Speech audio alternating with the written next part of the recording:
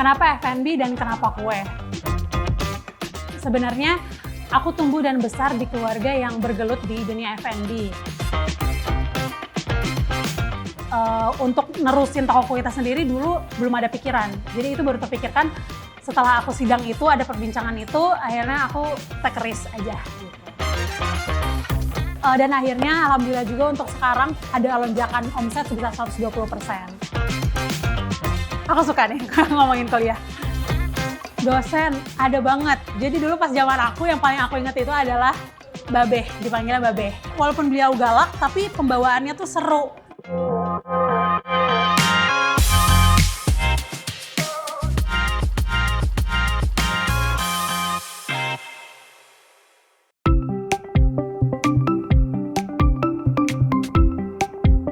Halo teman-teman, aku Zahra Salsabila. Aku lulusan Telkom University, Prodi Ilmu Komunikasi tahun 2020. Oke, untuk kesibukan aku sekarang, seperti ada di sini, aku lagi mengembangkan usaha aku, yaitu toko kue kita. Kenapa F&B dan kenapa kue? Sebenarnya, aku tumbuh dan besar di keluarga yang bergelut di dunia F&B. Lalu kenapa kue? Jadi sebenarnya aku sendiri dari dulu suka banget masak, suka banget bikin kue. Dulu orang tua aku suka bikin kue di rumah, aku suka ikut-ikutan. Walaupun aku memang bukan lulusan tata boga atau lulusan pastry, tapi sampai sekarang tuh rasanya kayaknya kue itu ada dalam diri aku gitu. Jadi aku selalu terpikir-pikir untuk bikin kue kayak gitu. Dan kenapa toko kue kita sendiri, aku mau cerita sedikit flashback ke belakang. Jadi toko kue kita sendiri tuh udah ada dari 2013 sebenarnya. Jadi dulu ceritanya ayah aku memberikan hadiah toko kue kita ini ke ibu aku. Jadi toko kita sendiri tuh spesial banget buat keluarga aku sebenarnya. Sering berjalannya waktu, usahanya berkembang, kita punya 3 cabang dulu sampai 2020, qadarullah ayah aku meninggal. Toko kue kita sendiri akhirnya dijalankan oleh ibu aku aja.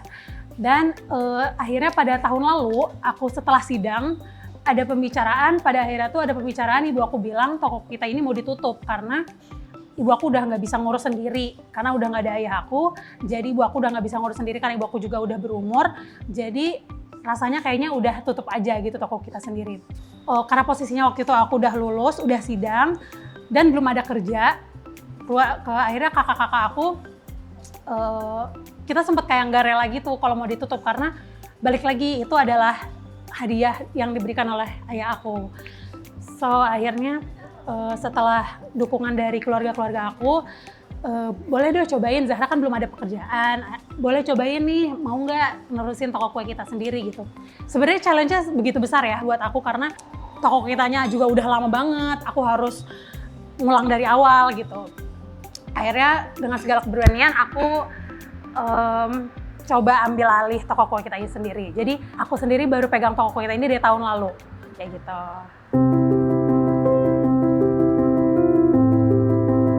Kepikiran untuk jadi entrepreneur sebenarnya namanya juga kuliah ya, dulu masih banyak banget bimbangnya.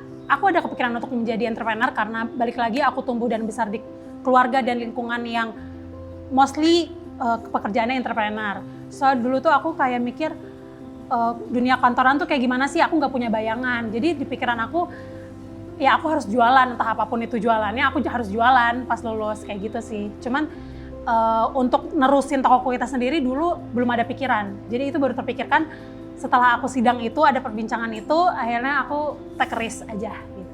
Akhirnya setelah aku take risk untuk ngambil alih toko kue kita ini, banyak perubahan-perubahan yang aku buat.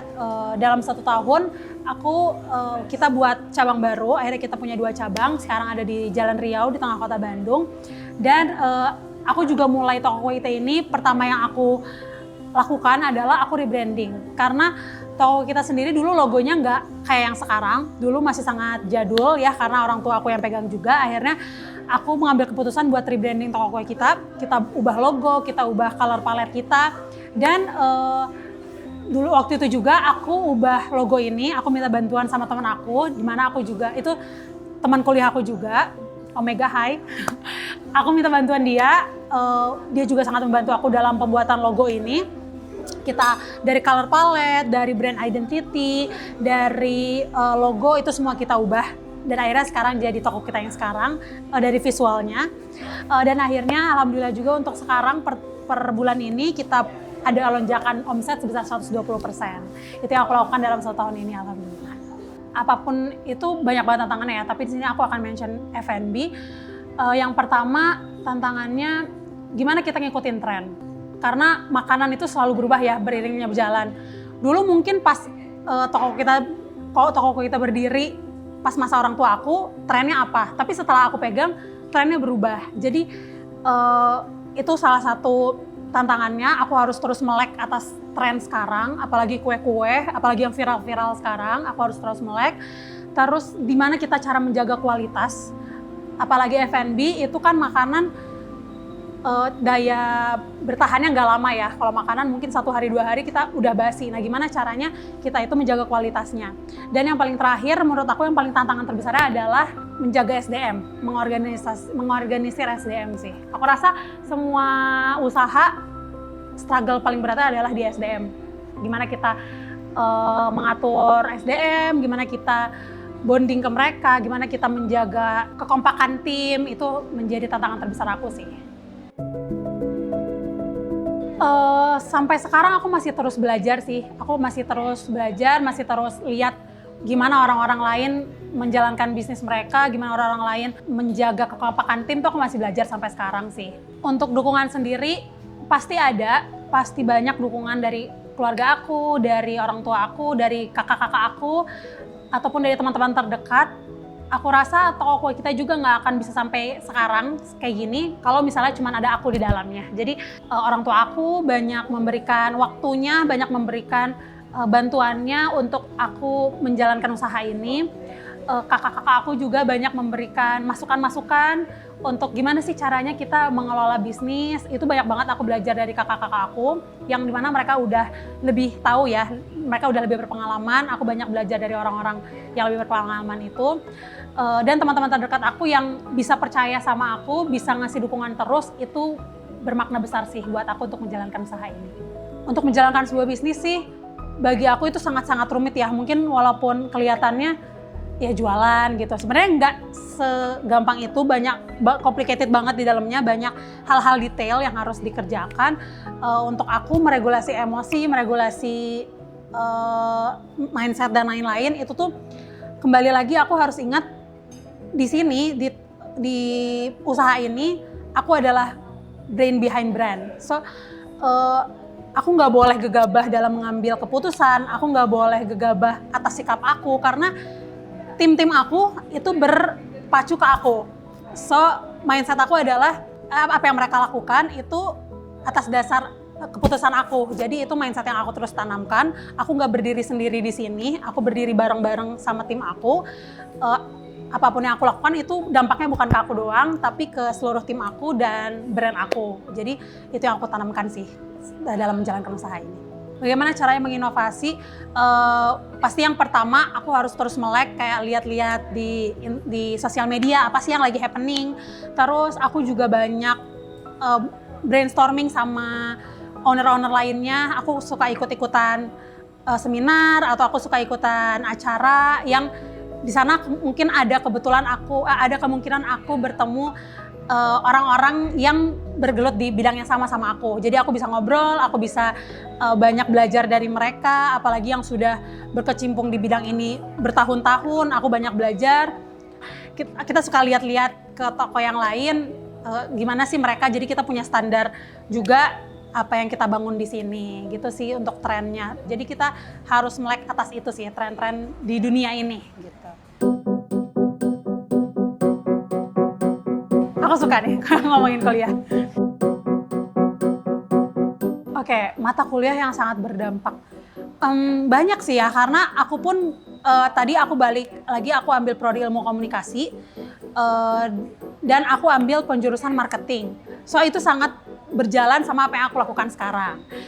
Yang paling berkesan ya di aku untuk mata kuliahnya, sebenarnya ini bukan mata kuliah tapi event ya, yaitu Idea Fest dan Urban Village. Dulu bikin acara, kita memasarkan suatu desa. Dulu pas zaman aku tuh kita memasarkan suatu desa. Jadi kita belajar mulai dari apa aja aktivasi yang harus kita lakukan, apa aja, jadi sebuah brand itu harus punya jargon, harus punya unique selling point-nya, itu aku sangat belajar di situ. Lalu dari cara kita mengelola keuangan juga ya, mengelola keuangan aku belajar juga karena waktu itu aku jadi ketua Danus, kebetulan aku jadi ketua Danus dan ketua sponsorship. Jadi yang paling berkesan sih menurut aku Urban Village dan Idea Fest itu. Dosen ada banget, jadi dulu pas zaman aku yang paling aku ingat itu adalah Babeh, dipanggilnya Babeh, Pak Indra. Nah itu tuh beliau galak banget, tapi bukan galak marah-marah gak jelas sih, dia lebih ke tegas. Beliau juga yang membimbing kita saat kita Idea Fest. Beliau banyak ngasih kita masukan, banyak ngasih kita ide-ide brilian buat masarin desa kita waktu itu. Pembawaannya asik gitu, walaupun beliau galak, tapi pembawaannya tuh seru. Jadi aku ingat banget sama Babeh itu sih, sama Pak Indra. Berarti untuk di luar perkuliahan ya, ada klub-klub, apalagi kalau misalnya di jurusan aku itu ada banyak klub ya, dan aku ikut waktu itu ICT. Dan selain ICT aku juga ada ikut organisasi marketing crew dulu, itu juga sangat berdampak di pekerjaan aku sekarang, apa yang aku lakukan sekarang. Di ICT aku banyak ketemu orang-orang yang jago di bidangnya. ICT sendiri kan dia bergelut di bidang editing kayak gitu. Aku jadi banyak ketemu teman-teman di sana. Di marketing crew pun aku jadi bisa, waktu itu aku bisa belajar ngomong sama orang, ngomong sama presentasi, ngomong sama orang-orang baru. Aku banyak belajar di situ. Jadi selain kuliah, selain matkul yang kita pelajari di kuliah, organisasi-organisasi, klub itu juga sangat membantu kita sih untuk perkembangan diri kita sekarang. Skill-skill yang dibutuhkan untuk teman-teman yang mau jadi entrepreneur, menurut aku yang paling penting adalah yang pertama, skill kita untuk pengambilan keputusan. Balik lagi karena kita ini brain behind the brand, kita ketuanya, kita kepalanya, kita harus mengambil keputusan dengan sangat bijak. Banyak pertimbangan-pertimbangan di dalamnya, itu membutuhkan skill. Terus yang kedua itu skill bersosialisasi. Karena untuk menjalankan suatu brand itu kita nggak bisa berdiri sendiri, kita berkecimpung di masyarakat. Banyak kita harus mengambil belajar dari orang lain, jadi kita harus bersosial dengan baik, ketemu sama orang-orang yang bisa ngebantu kita, ketemu sama orang-orang yang bergelut di bidang yang sama tapi sudah berpuluh-puluh tahun yang tadi aku bilang, itu sangat berpengaruh di bidang ini gitu. Mimpi aku selanjutnya, pasti mimpi aku adalah aku pengen orang lebih banyak tahu toko kue kita. Aku pengen nggak cuma di Bandung aja, aku pengen orang-orang luar kota, bahkan orang luar negeri itu bisa tahu tuh, bisa pernah dengar toko kue kita tuh apa. Itu sih yang paling aku impikan sekarang. Aku pengen juga mungkin kita bisa buat cabang di kota lain atau tim aku lebih besar lagi ke depannya. Untuk sekarang sih impian aku itu, aku pengen fokus di toko kita ini, biar toko kita ini menjadi besar, semakin besar ke depannya.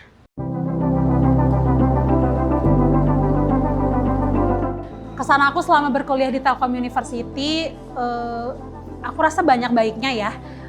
Telkom University sangat membantu aku untuk pengembangan diri aku. Banyak fasilitas yang diberikan juga dari Telkom University, fasilitas dan sarana yang bisa membuat kita berkembang terus gitu. Terus dari segi pembelajaran, dari segi dosen-dosennya juga menurut aku itu udah sangat-sangat cukup untuk pengembangan diri siswa-siswa sekarang. Udah sangat-sangat ahli juga di bidangnya, dosen-dosennya. Balik lagi ke Urban Village, Idea Fest tadi, nggak semua kampus punya program seperti itu. Jadi itu sangat-sangat membantu aku untuk mengembangkan diri aku, mengembangkan potensi dalam diri aku saat itu. Untuk calon adik-adik yang mau berkuliah di Telkom University, kalian udah pilih yang tepat menurutku. Tapi balik lagi, pikirin matang-matang apa yang kalian mau, pesan dari aku, karena sering berjalannya waktu, apalagi di waktu pendewasaan, kita sebagai pribadi banyak berubah, lingkungan kita juga banyak berubah, tapi hati kita itu yang tahu kita sendiri. Jadi untuk sekarang, sebelum kalian memutuskan pilihan ke depannya, kenali diri kita, kenali apa yang kalian mau, biar ke depannya nggak akan menyesal. Bisa banget Telkom University bisa jadi pilihan tepat buat kalian. Terima kasih, bye-bye.